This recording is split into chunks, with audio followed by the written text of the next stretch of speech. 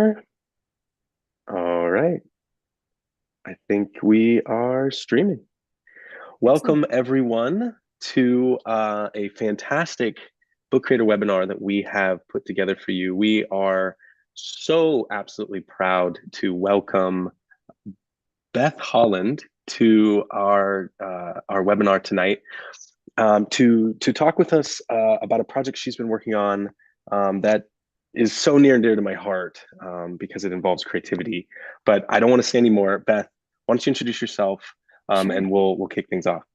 Absolutely. Thank you so much for having me. It's really exciting to be here. For those of you that heard David and I just chit-chatting before, I was one of the first book creator users back in like 2011, 2012. We can't remember. It was a long time ago.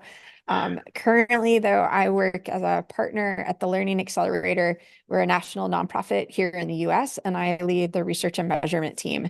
So I'm also excited to be here. Book creator is near and dear to my heart. Always something I have in the back of my mind, but I'm excited to share with you the work that we've been doing over about two and a half years, really looking at ways to really understand and nurture and facilitate student creativity. So I'm thrilled to be here. Awesome. Thank you so much for being here. And let me introduce myself. My name is David Hotler, and I'm the community manager here at Book Creator. And so I get the pleasure of sometimes hopping on and hosting these fantastic webinars. And I would love to hear from you. So if you are tuning in live, we would love for you to use the chat and let us know where you are in the world, maybe what you teach, and just take a moment to introduce yourself to the other folks that are also attending live. And to that, we are encouraging everyone to use the chat to ask questions. There's also a Q&A feature that you can use. So we encourage everyone, if in the middle of the presentation or our conversation, there's something that's pressing that you'd like to know more about, we are not we are not wed to this script or the presentation that we have set up. So we would love to have this conversation go wherever the audience is looking to take it. So please get in the chat there and let us know what you think live as we go. So Beth, I think to just tell everyone a little of the structure, Beth's kind of put together a presentation that's going to outline the work that she's done around creativity. And then that's going to lead us into a conversation just a little bit more about the implementation of this model that she's going to describe. And I think you'll find that quite useful. But without further ado, I say we take it away. Be active in the Great. chat, Q&A, and Beth, Yeah. the stage is yours. Awesome. I'm going to take away, and I just really want to reiterate too, like, please ask questions. I'm happy to be distracted. I already see some old friends, Anthony Peters in here. Nice to see you from South Africa. And so interrupt, I'll pause a lot and actually just say, wait, before I go any further. Does anyone have any questions?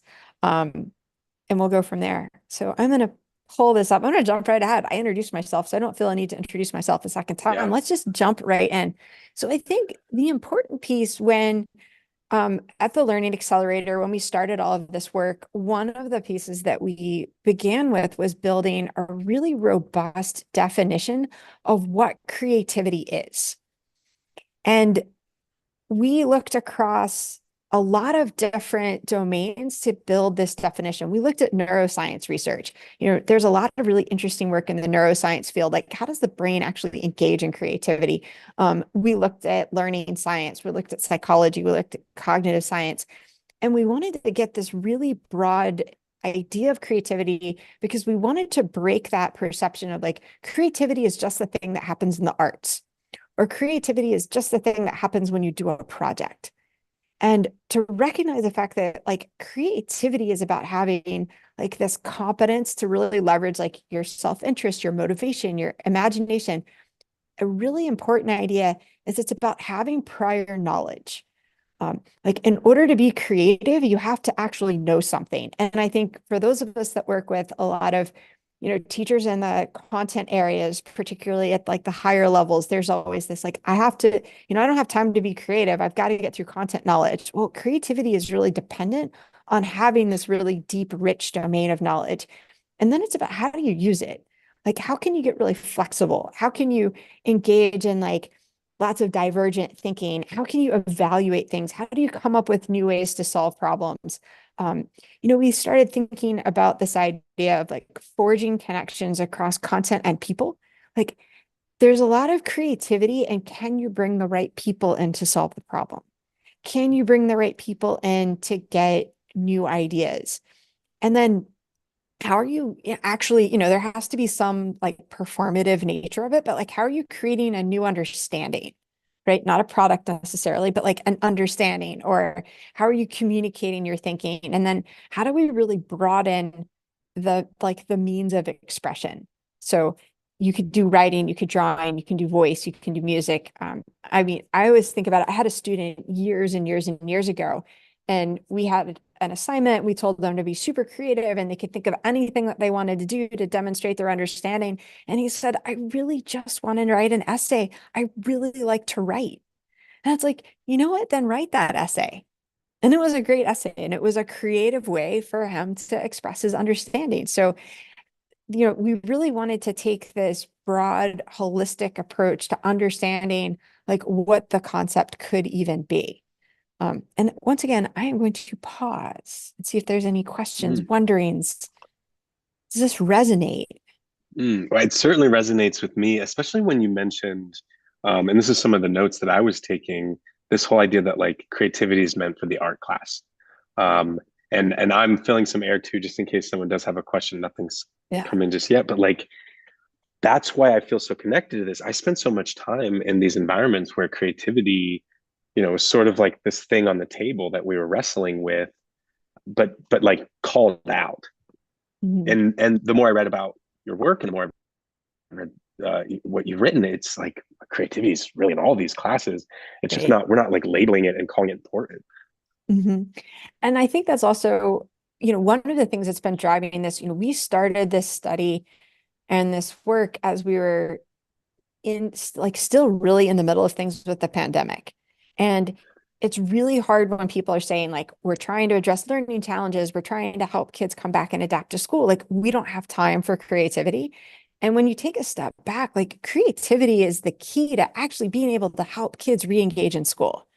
Um, at one point we were even thinking about the number of ways, like people do art therapy, when you're trying to work with someone, like creativity is a form of being able to really reconnect with people. And so, again, we wanted to make sure that it wasn't a limited definition and that allowed us to be expansive across lots of different subject areas and domains and types of learning. Mm. And it's so applicable to the replanning process. We as Mhm. leaders need to adopt this creative mindset as well. Yeah. And I think, that's really what you lay out here in terms of applying the model. But yeah, seeing the need for it is so obvious. Yeah. So, I mean, this was our starting point. We wrestled with this for a while. If you want to look in the slides, we have citations. We didn't make this up in terms of like really taking this expansive look. I can't talk and read at the same time. So I saw like a bigger thing come up to see if there was a question in there. But I don't see a question yet. So we'll keep going if that works. And thank you, everybody who keeps introducing themselves. And I'm so impressed that everyone's still awake at this hour. I would be in bed because it's late over there. Um, so I keep mentioning we did this project. So we had this really big picture research project where we, as an organization, were working alongside a professional learning provider and another technology provider. And as the research team, we really set out to do three things, right? We wanted to first be able to start measuring creativity. So we developed and piloted, we've piloted a few times now, a survey for teachers. Like, how do we understand educators' beliefs and mindsets and perceptions around creativity?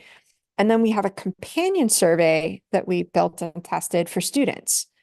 And if you start thinking about this, like how might, a school leader or a system leader use this survey to understand like where their teachers are, like where their thinking is, where they might be able to provide additional support, and where could teachers understand their students.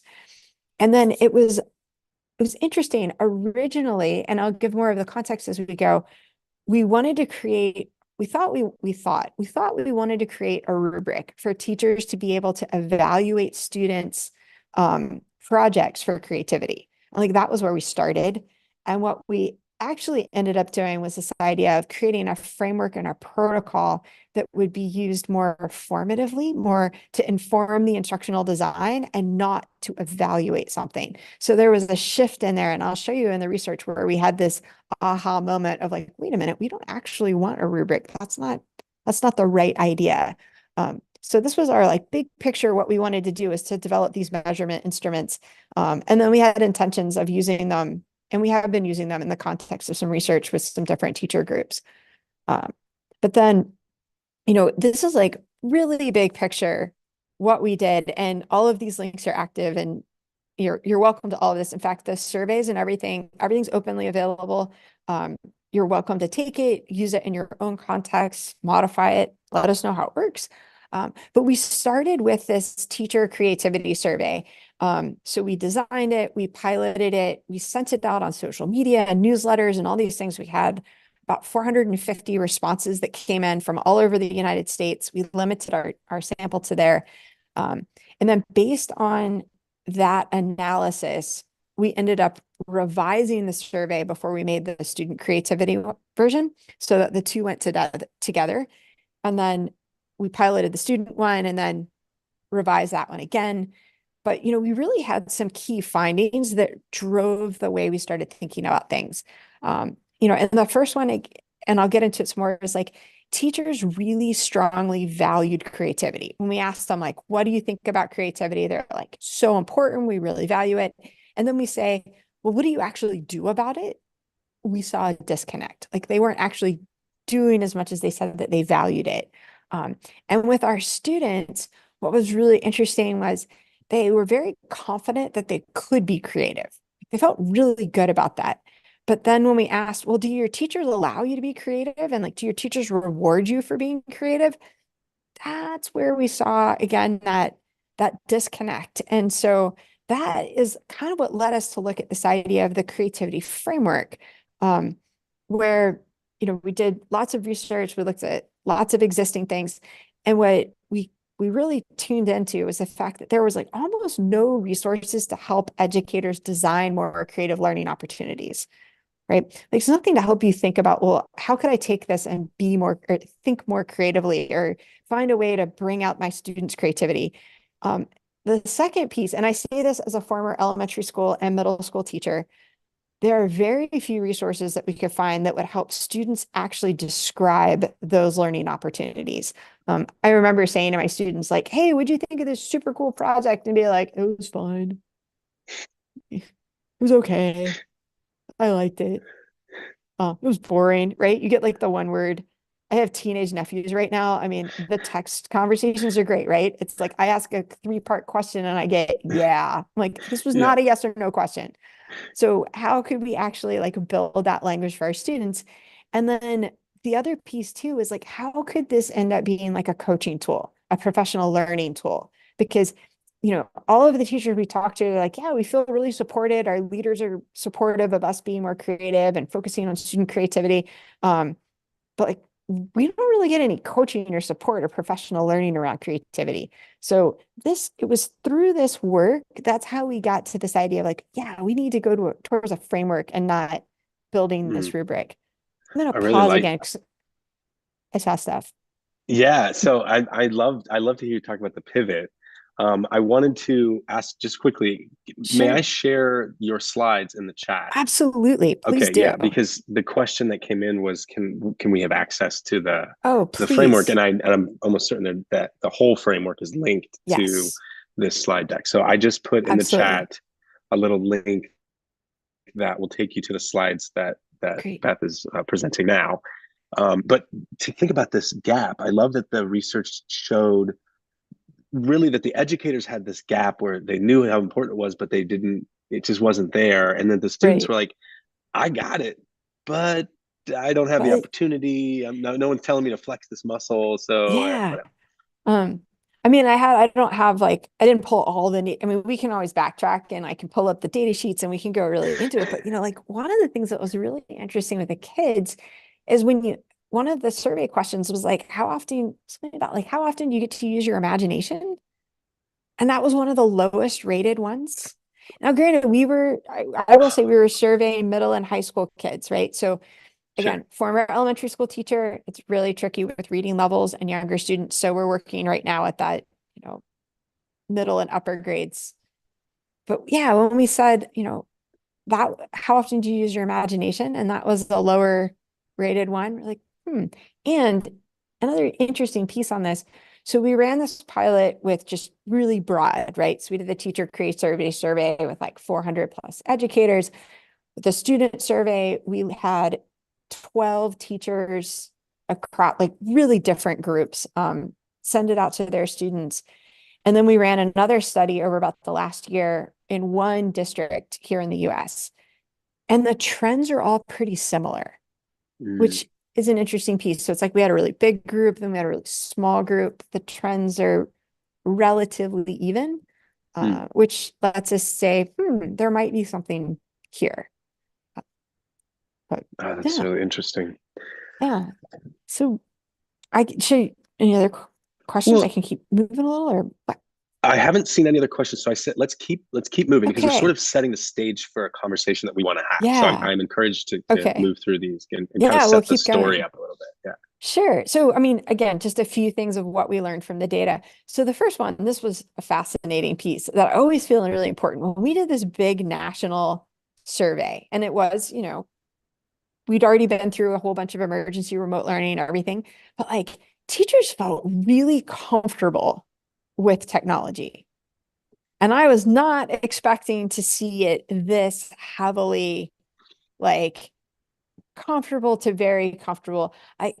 As someone who worked in teacher PD with ed tech for a long time, like this was really surprising. So I'm like, was this a representative sample? I don't know, but I just thought that this was really important.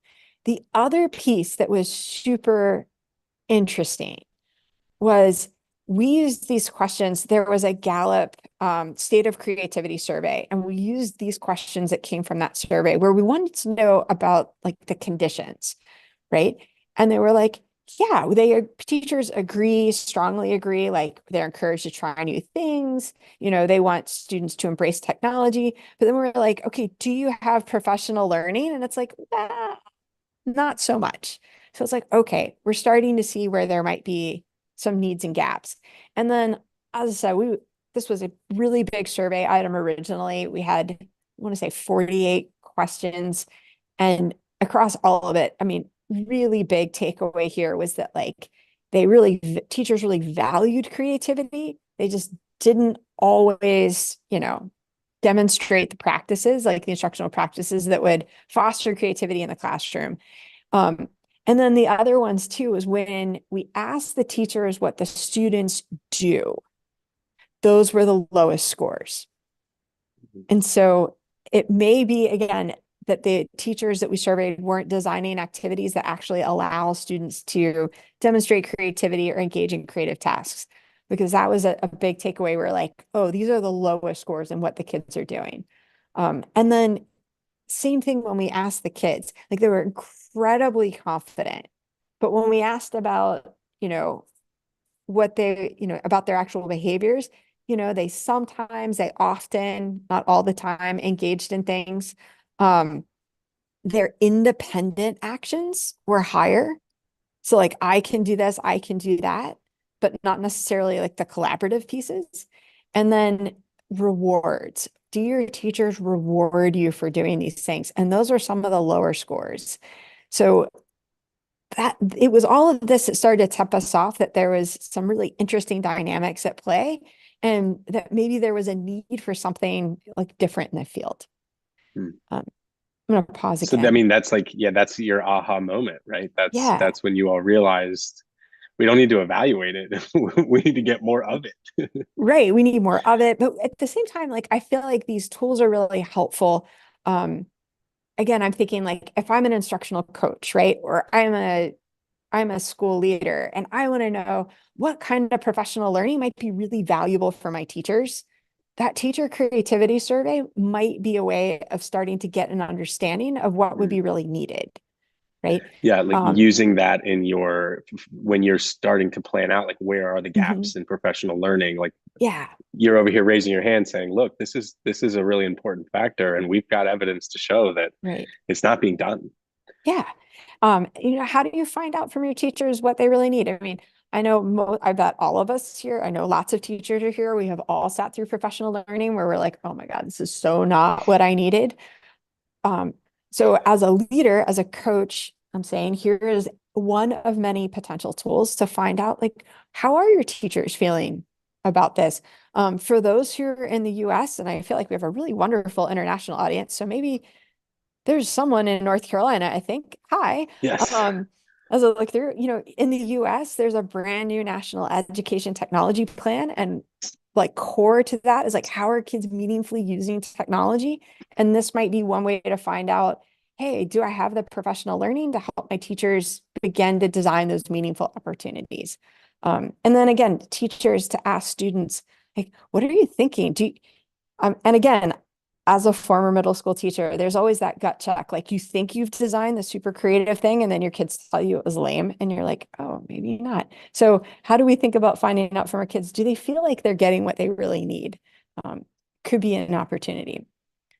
So, cool. Well, I'll kind of keep moving. So, this is how, again, all of this was leading up to creating this framework. And what we did is after looking at a lot of different things in the research literature, my colleague, Dr. Jillian Joe, who is amazing collaborator on all of this, and I were sitting down and said, believe it or not, in 1961, there was a framework for creativity by Rhodes.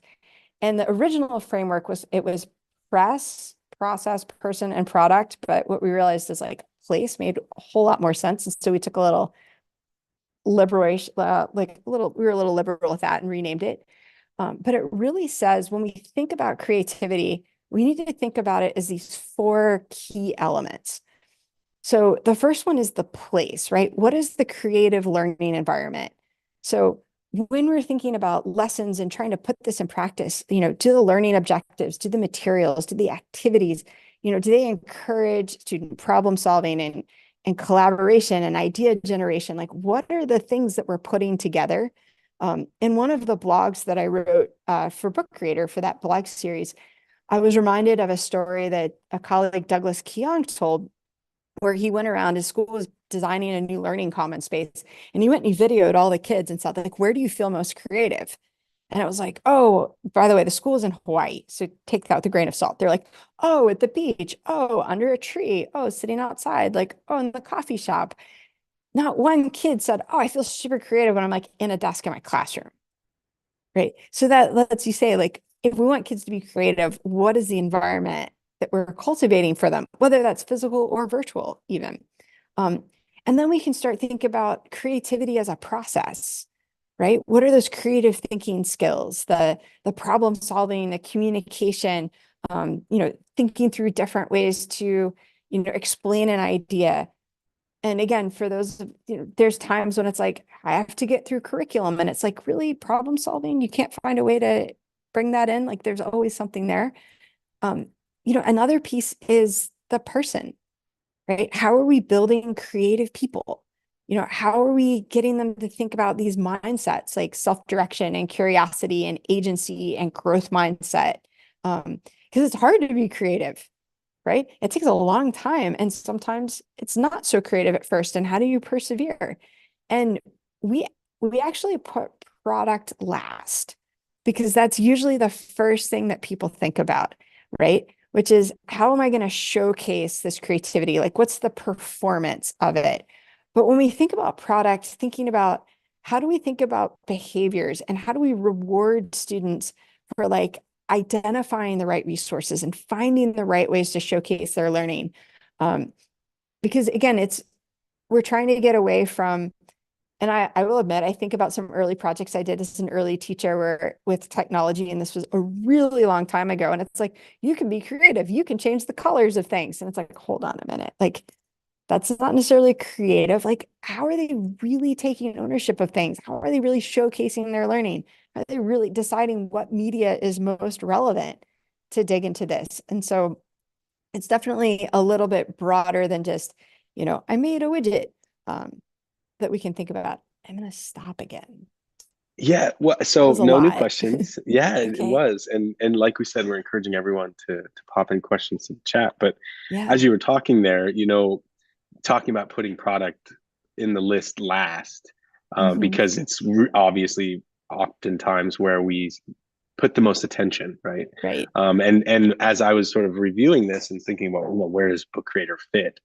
Yeah. We're in that product section, but we can fit in all these other places. And I'm Hmm. just reflecting after reading all this. But yeah, you're so right. It's not just about, oh, they used a fun font or they got to be creative with the colors, because that's what's in our minds, right? It's an art Yeah. class thing. And so what do you do in art class? Apply that here, and now you've been creative. Hmm. Right. But Book Creator is always such an interesting product. And what I had always loved when I was teaching professional development workshops with it is that, so like, because of the simplicity, right? Because like there isn't that big learning curve. What I liked being able to do was get past it being a book creator project, right? So how do we use it as a tool to be able to capture students' thinking? How is it a platform for collaborative problem solving? How does using various tools allow for creative communication? It removes some barriers to things. And then again, how do we help our students reflect a little bit? And this is why we built this protocol on the kinds of mindsets and skills that they used as they were interacting with it. And then, do you remember when the text to speech got first built into Book Creator and working with some of the early accessibility features? And I think when we think about a creative place, I think it's a good digital example for how we can create and cultivate an environment that really works for all of our kids, right? Because there Yeah, are those features for all of our kids. exactly. And we were talking sort of before the call, before we started live streaming, about Mhm. how book creator has kept that like accessibility at the heart of what it does. Um, but yeah, Yeah. I'm thinking about a conversation I had yesterday with a teacher who was saying, don't use book creator at the end of the lesson. Put it all the way at the beginning. Put your teaching materials in there, put the lesson in there, put the Hmm. resources, so that the students are already using it. And when you start to look at like process, or place, that book starts to become part of your learning environment, and the Hmm. process that you take the students through by leveraging what book creator has to offer can be creative. You can deliver your content creatively. Right. You can, lead them to new ideas creatively, just by incorporating what we normally would just leave for the end, sort of throughout the Hmm. entire thing. So yeah, I'm Yeah. loving where this is going. I'm excited to see the protocol. Yeah. I mean, Oh, I'll add, oh, sorry, go ahead. okay. So we kind of have a Oh, comment that came in. So yeah. sometimes it's difficult to make students, I think it says students, patient enough to Patient. sort of complete the task. So, Yeah. do You, you want to you know, address it's, that now, or is that going yeah, to sort of no, I'll come take up that. in? It's, Okay, yeah, so I'm going back to some of the neuroscience principles, right? So when we think about, there's a whole debate, right? Can creativity be taught? And from a neuroscience perspective, the answer is yes. And a lot of the strategies have to do with like, how are we scaffolding this, right? Students have to build creativity as a muscle. And if they've never been asked to solve a problem in multiple ways or explain themselves from multiple directions, or it's hard to think through things, right? It takes a little time. And so, what are the small tasks? What are the small ways? I can say, I mean, I made this mistake for years of biting off these massive projects, huge, like multiple weeks, way too big. And I think all of us were just exhausted by the time they were done and ready to move on. And in retrospect, and finally learning, like, what are all of the little things that we can do along the way, so that again, it doesn't become about like, oh, that project at the end, and what we're learning in shorter spurts. If anyone wants a whole list of things to never try again, I have them. Um, but so I'll keep going if that's yeah, cool. yeah, Thank yeah. you so Let's. much for the comment. So the first one to really address to is like why we call this a protocol. And that was also a big topic of discussion. Jillian and I went back and forth. We were calling it a rubric at first, and then we are like, nope, this is a framework and a protocol. Again, we wanted to create a resource that would allow teachers to design and assess their own experiences. You know, so that was a first piece, right? This is formative. This isn't the thing to use at the end. This is the thing to use for planning. The other thing is when we think about a protocol, it's like a set of rules, and it's something that you use over and over and over and over again, right? It's not like I'm going to do the creativity thing and then I'll come back to it again next year, right? It's all of these really, really teeny tiny things that we can do incrementally along the way. So then we wanted to say, okay, well, how do we scaffold things with our students, right? They don't always have the support. And how do we give them the language to describe their knowledge and their skills with creativity? Because if you say, hey, are you creative? I mean, we have it on survey. Yeah, I feel super creative. Well, okay. How can we get a little deeper? Like, how do you feel creative? And what ways are you creative? You know, and it's amazing the ways that kids won't think they're creative, but maybe they really are. And so how do we help them understand that? And then, you know, really wanted to help build something like that would allow for this overarching goal of making ongoing, it's like ongoing iterative instructional improvements, right? It's not going to happen at once. We're not going to try to happen and do everything all at one time, but it's about this consistent, ongoing, like incremental, totally manageable way of making improvements. And when we say assess, and I should say this, we're really thinking about this like, how do you know if it works? Right? We're not saying evaluate, we're saying assess. Like, I'm going to design something and I just want to know if I made it and I hit my goals. So that was why we did the way we did this. So the protocol itself, again, here's the idea of like, here's how we're going to use it. We've set up this framework and it's like, use it a lot, use it often, come back to it. Think of it for brainstorming, idea generation, reflection. Use it selectively. It's big. There is a lot in it. It is not a checklist, right? So next piece is we're going to pick really teeny tiny pieces and we're going to say, I'm going to work on this for a while. And then maybe I'm going to work on something else. But it's not about looking at going, oh my God, I have to do all of this stuff all at once. It's about a little piece. I can't stress enough, particularly for coaches and leaders, like this is not an evaluation tool. It might be used for observations and for feedback, but not like, I'm going to use this thing and go evaluate my teachers to see if they're creative. Not the purpose. And then the other one is, as you'll see, like this should be a collaborative endeavor, right? So we built out pieces to be used with colleagues and pieces to be used with students so we can all start to have this really excellent like, shared language around creativity and what it means to have creativity in the classroom. So I'm going to just keep going for a minute, if that's cool, David, and then we can just, Yeah. okay, awesome. So the way that it works, and this is a screenshot from one of them, is I would say start with what you know about great lesson planning, right? Every great lesson starts with a purpose. And depending on what your purpose, then you're going to decide where you want to dig in. You know, do you want to think about place? Do you want to think about process? Do you want to think about person? Do you want to think about product? Depending on your learning, it'll make sense. Each of our 4 Ps is divided into elements. So pick one, maybe 2 that feels really relevant. There will be times when you go, that's not relevant to what I'm doing, and that's completely okay. And then again, the idea is it's for planning. So in this example, we pulled element 1. We want to integrate students' background, knowledge, interests, needs, and strengths. This is from place. And then it's a self-assess up front. Based on what I'm planning, where are we? Is it emerging? Is it progressing? Is it transforming? Anyone who jumps into transforming, I'm going to be super impressed because we realize that like there's so much going on that most likely we're somewhere in this emerging, progressing, and that's great. Again, this is a protocol. This is not a rubric. You know, like with rubrics, it's like, I got to get to the end. This is not one of those moments. And you might bounce back and forth as your understanding of things gets more sophisticated. So you'll decide like, where are you? You know, are you referencing things, but maybe not yet like really, you know, integrating everything in? And then you're going to write down like, okay, what's your plan? right? I think I'm going to reference my students' interests and I'm going to write out my plan. And then you're going to do it. And then you're going to come back and say, was I really emerging? Because, like, how often do we underestimate ourselves? Or how often do we start something and then we change midstream?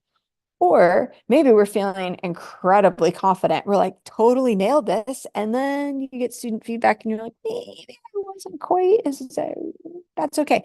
Again, this is for self-reflection. So, like, where were you really? And then what's your plan for improvement?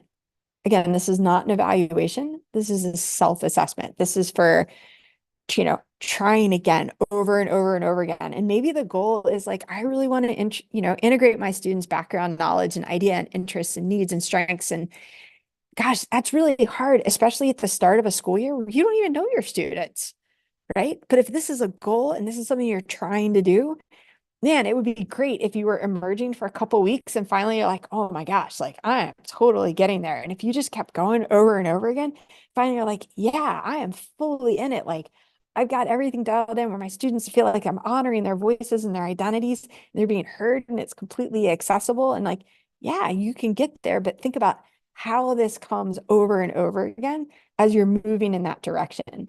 But again, this is not to be used in isolation. So there's a student reflection tool, and we've built it in two places. So we have the digital format with like drop down menus, and then there's also like a PDF printable version.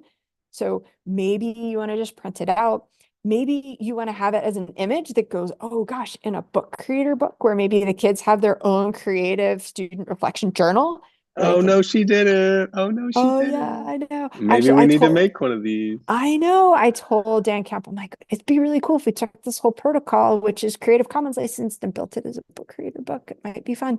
Um, I bet you there's an ambassador listening who wants Bet to you there's an email me ambassador right listening. away. Hey, this is Creative Commons license. Please feel free to do it because it'd be really cool. I mean, imagine if the kids could drop their audio in for their thinking or a quick video of themselves.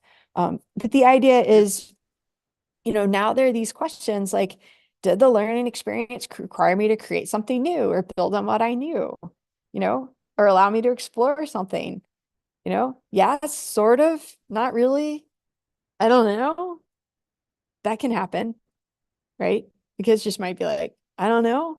Um, but again, the idea is this would imagine if you do this lesson, they could give you this feedback, they could share their thinking. And at the same time, we built a coaching tool where we set this up. Like, imagine if you said, like, hey, David, I'm trying this new lesson. It'd be really awesome if you could come in and observe. And oh, by the way, here's what I'm working on. And here's what I'd love for you to do. Like, where do you think I am? Um, and be able to then sit down with me later. Or, school leaders, you might be saying, hey, I'm hoping we're all embracing this. I'd love to be able to come sit down with you and decide like what you want to work on, and then allow me to come see something that you're working on. And maybe I can provide some feedback. Again, it's a feedback tool. This is not an evaluation tool, it's a coaching tool. Mhm. But we've really set this up with the idea of like, how could we start to really provide this deep, ongoing support to educators who, again, all our survey says we don't get a lot of professional learning in this area, but this is really hard. So it's not something where, you know, great, we had a workshop on creativity and now I'm back in my classroom, right? So like, how can we give this tool and to have this protocol to use over and over again to really start thinking about building these creative learning opportunities in the classroom? Phew, I'm gonna just like throw this up here and know that like we've built a ton of stuff. Of things that you might want to do, like other ways you can read, other ways that we thought about this stuff. But yeah, I know I'm really excited to hear from all of you and to have some conversation and QA and however you want to handle Yeah. this. So, I think as we encourage folks to continue to ask questions, we've had a few come in. That's great. Great, You and I had a brief conversation before all of this, great. before the webinar, and we came up with a few questions that I think would help sort of drive the conversation Yeah, forward from here. Now that we have this base, so I think I'll just ask some of these, and if folks great. want to pile on or ask their own Yeah, questions, that would be great. So I know we touched on this a little bit. yeah, into this. Um, Oh, perfect. Yeah, that's better. I Yeah, know I'm we like, touched on whew, this just a little better. bit, but talking about that balance, right? You clearly display that there's a need for more of this, but talking about the Hmm. balance that teachers are facing when they're designing their place, their process, Hmm. um, between that, the curriculum requirements, the standards, the things that we already have going on, Right. with this idea that we need to be cultivating these creative learning environments, these creative learning Hmm. processes, a creative person in general. Yep. So talk a little bit just about the challenges that teachers face and some of the solutions that Yeah. you've seen to be successful. And I think it's really important, especially like right now, right? Like at this moment in time. And again, this was why when we thought about creativity, we spent a lot of time going back and looking at the neuroscience research. Like, what do we know about how brains learn?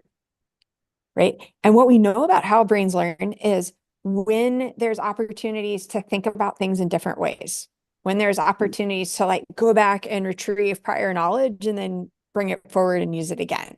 Um, when there's a chance to talk through things, right? Or to manipulate ideas, the learning sticks better, right? Like we have an opportunity to learn more effectively, to learn more efficiently sometimes when we can actually use the mental processes, those creative processes.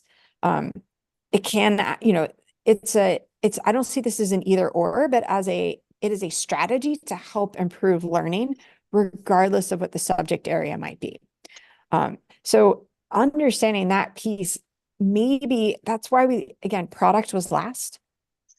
Right now, maybe the question is just like, how can I start to build my kids' mental muscles? Right? How can I help them start to think more creatively and, start to say, wow, if I can't solve a problem one way, maybe I could solve it another way.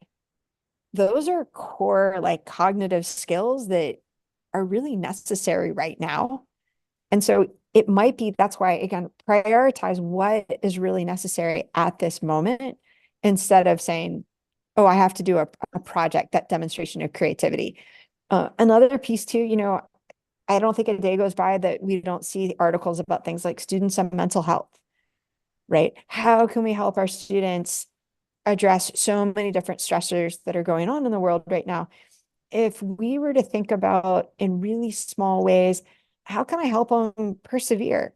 How can I help them have some agency? How can I help, create something or design an activity that might let them, feel a little more autonomous, like they have some control. It can be something as small as 5 minutes. And I think that's where I like this protocol because it doesn't have to be huge. It could be, what if I reimagined my morning routine? What might be one thing I could do that might address, process or person or place?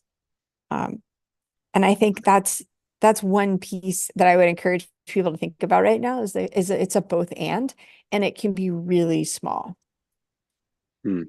Yeah, I love Um, to hear you talking about how, again, starting small is so important, but also sort of double dipping, I guess is the best way to mhm, say it. Like we've got these other things going on. This framework right, and these protocols are a great way to not only plan to address those things, but in the process mhm, of addressing those things, infuse these creative skills, which I think right, is great, and yeah, as you were talking a little bit about the assessment, and how to fill it out and how to mhm, use each of the different assessments, I was even thinking, gosh, you could, if I were, an administrator or something, and this was something I wanted to focus on, I could be implementing these into my processes, the way I mhm, communicate to my staff, the way we run staff meetings, collect new ideas, implement new ideas. mhm, I could be doing this alongside my teachers as a way of saying, I'm committed to this just right, as much as I hope that you are committed to this. So yeah, I just love how adaptable and how scalable the framework really can be because you're saying like you can focus all the way down on a micro moment,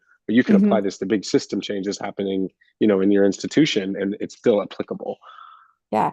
Anthony had a great comment in the chat where he's like, oh, one of the challenges things get stifled by assessment. And, you know, that's been at the forefront and, assessment's a whole different topic. But one piece, again, if we think about creative process, right? Can we communicate? Can we engage in creative communication? That could be discourse, right? What kinds of conversations do we encourage our kids to have in class? How do we have them communicate when we're having a class discussion. It could be something around, problem solving. I have a really close friend who teaches calculus, and one of his favorite things to do every now and then is he calls them Wolfram alpha problems. So he'll take a problem and he'll say to the kids, like, okay, your homework tonight is to take this, plug it into Wolfram alpha, let it solve it for you. And then I want you to come back in prepared to argue why it either is or isn't a good solution. Ooh, that's really Yeah. fun. Yeah, because Yeah. you have Like to really think around it. you have to think around it, right? Or come back with a better way to solve it, right? Right. That is, And that is so easy to infuse the content piece into that, mm-hmm. right? Because there's problems exist Yeah, in all of our content areas. And right. then, it sparks that creative conversation and this could just simply be a warm-up activity for the Yeah, lesson it to could be recall prior knowledge. right. So yeah, there are assessments that are driving things that we have to do. There's preparation of things that have to happen. But it could be that these are a small thing. I mean, another one I've been using Chat GPT as a research assistant, and I can tell you right now it is solidly mediocre, like at best. Um, but that's kind of a fascinating thing. Like I said to it, I'm like, I really want you to write me a literature review on this topic using citations, this, that, and the other. And was very confident, cranked it right out. Half the citations were made up and it wasn't completely accurate. But let's think about, I have these assessments. I have to get through content. Like imagine coming in and going, I told ChatGPT to do my homework and these were its answers. And here's where I'm ready to argue, right? Like, is it right? Is it wrong? What do we know about these things? Again, we can still work inside of it. I mean, what would happen if you asked it to do the assessment? Is it right? Is it wrong? Was it a good assessment? Can we argue with Mm, it? What does it teach us about our study habits? I think that's where again, coming back to the 4 Ps, I like the idea of focusing more broadly than just, did I make the thing or what was that performance? To mhm, say, this is still creative, the creative thinking piece. mm. Sorry, Anthony. Yeah, Go ahead. I love Sorry. that. I love where your brain is going with the whole leveraging of the protocol and maybe even pulling in ChatGPT to generate ideas. I'm even thinking just like go home tomorrow, you can use ChatGPT to just come up with some creative brain breaks for students, or Yeah. feed it the protocol and ask us some questions. Yeah, that had crossed through my mind earlier today. I was like, I wonder if this could come up with ideas for how to use with book creator. But you Yeah. came up with a fantastic one with the Yeah. journal, the reflection journals. It's fantastic. Yeah. So, moving down my list of Sure. questions, and again, I think we've also touched a little bit on this, but I think we could drill in a little bit more. What are some insights in the process aspect of the 4 Ps? Because I think for me, that's where it might be just putting my teacher hat on for a second and thinking Mhm. about my processes as a teacher. Sometimes we got a good way of teaching something and it lands every time. And as teachers, we can start to really compile those different strategies and ruts, almost, so to Yep. speak. And so, like, thinking through the framework, how can it facilitate, interdisciplinary learning? How can it revigorate the way that I look at my own teaching practices, Mhm. and then help students to make those connections? Because that was another thing that I had written down, was like thinking about creativity as a learning tool in making those really broad, wide out Right. connections. Like I thought I saw this, in a documentary, Mm. and then we were learning about this, and I'm reading this book that. Yep. So talking a little bit more about that process. Sure. So I'm gonna think of this as sort of two parts. So the first one is we all have those projects that we think are great. And we're like, I'm totally dialed in. I taught for 6 years with the same fourth grade teacher. So I was the technology side, she was fourth grade teacher. And it was really funny because the woman did an unbelievable job. She had this whole project-based learning unit around the continent of Africa. And so the first year I met her, she's like, I have this Africa project. I'm totally dialed in. Don't mess with my project. So it took all of about 2 weeks before we were like, what if, right? And we made a couple of tweaks. And then the following year, she's like, I loved what we did last year. We're not touching the Africa project. 2 weeks later, what if? And every year we built on that project. We expanded something, we revised something, we went back to it, we made it. Another thing too, the technology changed. My very first year teaching in that school, remember the old bubblegum iMacs? They looked like fish tanks. and they were like multicolored. So we had those. They barely functioned. All I could get to run on the things were text edit.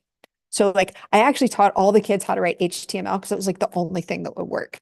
By I know we're all laughing, but like 6 years later, we had we had iBooks, we had some iPod.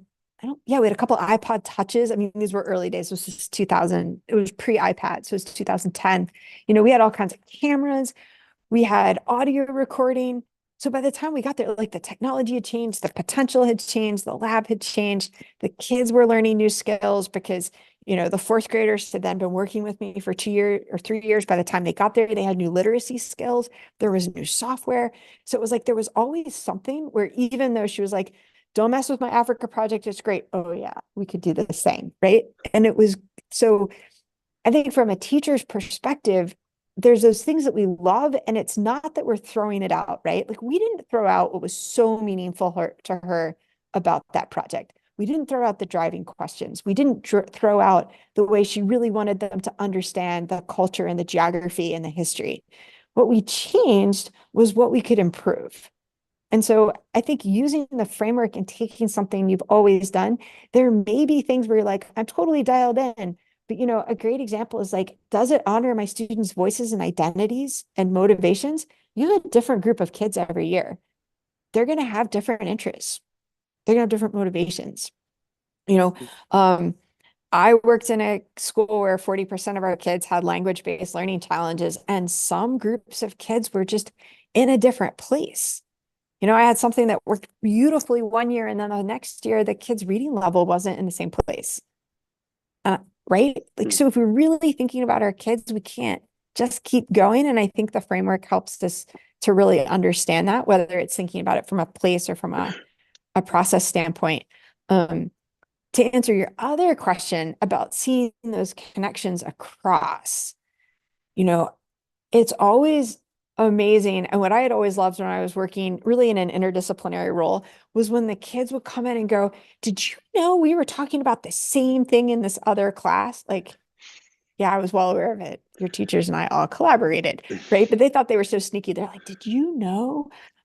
Shocking. But there was a year when the kids were studying genetics in science class.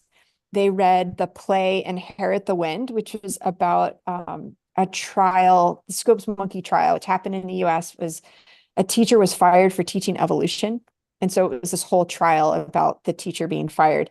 And then I had them in a technology class and wanted to do some media literacy. So we created this project where I said, I'm putting all of you in a time machine. You're going back in time to when the trial happened, but with modern day media tools, film the newscast. Like you're the news team.